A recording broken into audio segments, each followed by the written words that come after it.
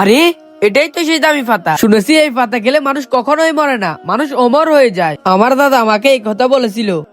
হু, এই পাতা আমি এক্ষুনি খাবো, এক্ষুনি আমি অমর হয়ে যাব।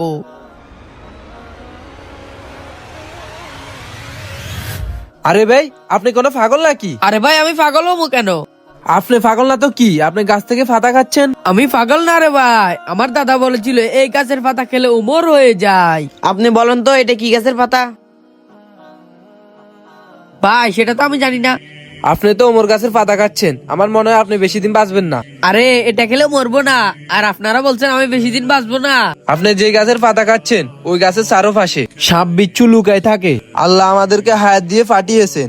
আপনি ফুল গাছের পাতা খান বা ওমর গাছের পাতা খান, আপনার হায়াত শেষ হওয়ার সাথে সাথে আল্লাহ তাআলা আপনাকে 1 সেকেন্ডও জমিনে রাখবেন। তার জন্য এরকম পাগলামি করবেন না। ছেলেটা তো অনেক জ্ঞানী, ফেরেস্তার মতো এসে মৃত্যুর কথা আমাকে জানিয়ে দিয়ে গেল।